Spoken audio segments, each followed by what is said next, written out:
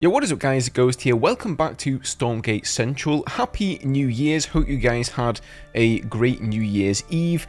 And today it seems that Frostgiant has given us a little New Year's present here, or so to speak. They've put up a new video that has just gone to showcase how far the game has come in the past year.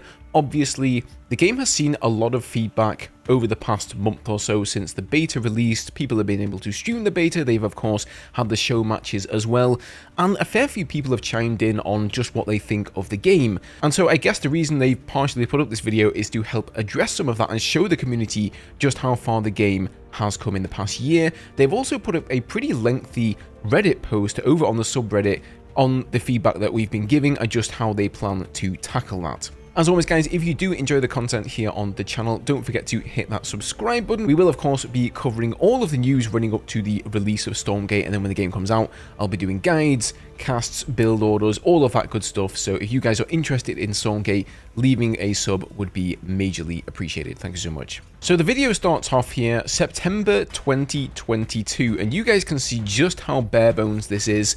As we move into October, the maps have been fleshed out somewhat. There's much more geometry, much more growth and sort of shrubbery, trees and things like that around, but a lot of the models here are really basic. And then even December 2022, you can see what are actually the atlases. So they're called artillery mech. They're, you know, extremely bare bones early versions of their models, as does a lot of stuff in Stormgate at the moment. So this is actually quite surprising to see how far they came there from September 2022 to December. The game really came away, especially the map design, in spades. So I think if you're somebody who has worried that maybe some of the units don't quite look polished enough, they don't look good enough, maybe the shaders in the game doesn't look good enough, or the maps don't look good enough, the sound design's not good enough, a lot of these things, guys, are work in progress and they will be changing. And, you know, I don't think I'm really breaking any NDA by telling you that as I've played one version of the alpha and then going into the beta, a lot of these things have changed going from one version of the game to the next,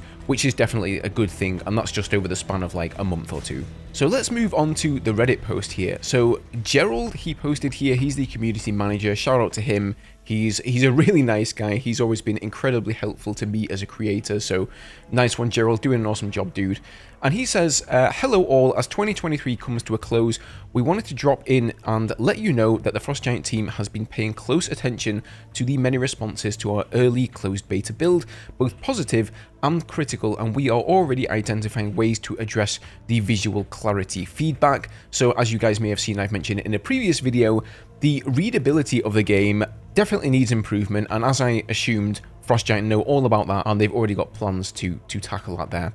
This was expected. Games undergo a lot of changes during development, and the pace at which this team is moving can be seen in this video, which is the video I just showed you guys, that highlights the progress we've made since pre-alpha. When we committed to bringing the community along with us on our development journey, we understood that some people would pass judgment early on, and that's okay. Some of the feedback we've seen is, we want your game to look more like Starcraft, while others say your game looks too much like Starcraft. Please remember that we are not making Starcraft III or Warcraft IV, we are making Stormgate, a spiritual successor, but one with its own story and an artistic vision that differs from previous games. We will continue moving towards that artistic vision because we believe it is a great fit for the game we are creating.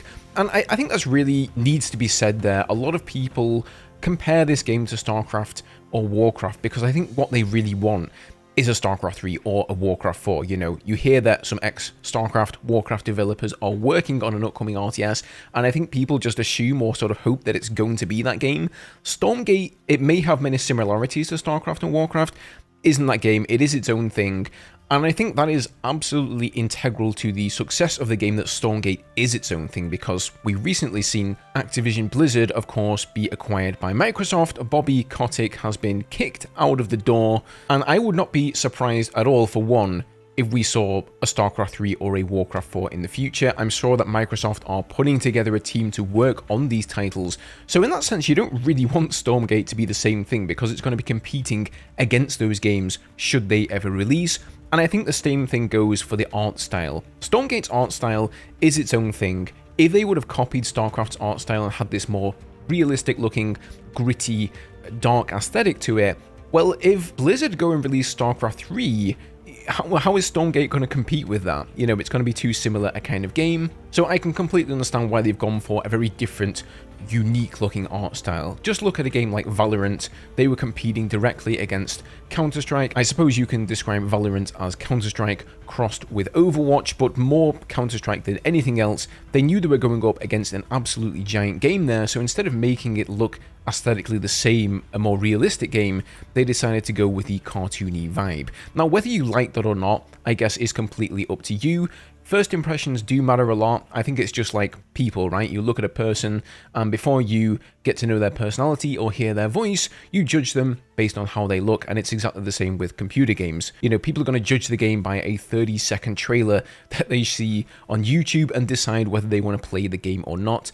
And that's okay, you know, you can't please everybody. Some people are going to like the aesthetic, some people aren't. And I suppose that's just something everybody has to come to a decision on for themselves. Now, he goes on here saying that vision is meant to be post-apocalyptic, a hopeful future where humanity survived near extinction and is banding together at the height of science and technology to protect our home. We believe this creates a backdrop ripe for exciting story ideas and new unit designs. Whether you got in early or you've been helping us playtest since closed alpha, or you're planning to wait until our official launch after early access, we hope that you will enjoy playing Stormgate for many years to come. The team has been working very hard and has been on a well-deserved holiday break. In the meantime, please remember that we still have a long road ahead, and try to keep your comments constructive. We are listening. Thank you so much for supporting our team. We look forward to getting the early access version of Stormgate in everyone's hands next year. See you in 2024, the Frost Giant team. So I think with what Frost Giant have done with the game so far, this really goes to show how quickly they've come in the past year. And let's remember, guys, whilst we do talk about the game releasing in 2024 in the summertime, that is only early access. Now, if you go and look at a game like Baldur's Gate 3, which of course went on to win Game of the Year, was wildly successful and made an absolute ton of money, and is probably one of the best computer games out there these days, that game began in early access. It actually released on October the 6th, 2020, 3 years ago, over 3 years ago now, and you know, nobody was really talking all too much about the game until it released with the full version. And the same thing could be true for Stormgate. Even though the game is going to be available to play, free to play of course for everybody during the summertime hopefully, it's still going to go on and see a lot of iteration as we go through the early access model, you know, potentially for a year plus, maybe even longer than that, who knows. And I'm sure that by the time the game releases with the full version, it's going to be great. So if you're somebody who's sitting there thinking, you know what, this game doesn't really look like it's for me, well, it's free, so maybe just wait until early access rolls around, or possibly even just wait for the full release of the game and give it a go then. In any case, I will say this, I think it's certainly a very positive thing to see that Frost Giant are being very transparent and communicative with the community here, working with us and just sort of letting us know what's up. They're not trying to hide things, they're showing the game, warts and all, to the community, and you know, that does take some balls to do that, so hats off to them for that. As always, guys, leave me your thoughts down below. If you missed this video yesterday, which was going over a recent Q&A with Tim Morton, the CEO of Frost Giant Games, he was answering some interesting stuff there, all about possible fourth factions for the game. Go and check that one out. Otherwise, have a good one, guys, and I'll see you in the next video.